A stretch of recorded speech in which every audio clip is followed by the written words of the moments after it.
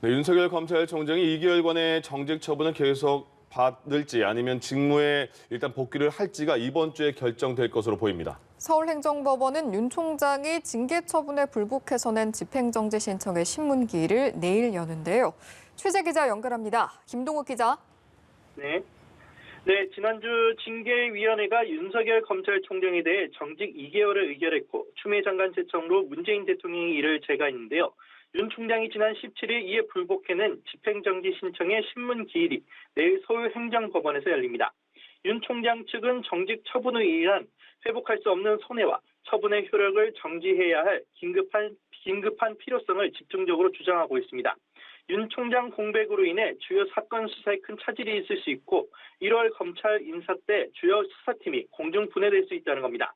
반면 법무부 측은 징계 절차 등이 적법했고 윤 총장의 직무유지가 검찰의 공정성을 위협한다는 주장을 이어갈 전망입니다. 법원이 지난번처럼 판단을 서두를 경우 크리스마스 전 결과가 나올 것으로 보입니다. 네, 앞서 윤 총장이 추 장관의 직무배제 조치와 관련해서 집행정지 신청을 냈을 때는 법원이 인용을 했는데 이번에는 어떻게 예상이 되고 있습니까? 네, 회복할 수 없는 손해와 긴급한 필요성은 이번에도 그대로 인정될 가능성이 크다는 게 법조계 전망입니다. 하지만 이번에는 이미 대통령 재가까지 끝난 징계 처분의 효력을 잠정 중단할지에 대한 판단이라는 점에서 차이가 있습니다.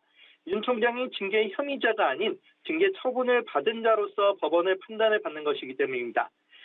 본안 소송의 결과가 내년 7월 윤 총장 임기가 끝날 때까지 나오기 힘든 만큼 이번엔 징계 사유와 절차, 징계 주체의 재량권 등도 비중 있게 다뤄질 전망입니다. 징계 수위가 해임이 아닌 정직 2개월이란 점도 변수가 될 수 있습니다.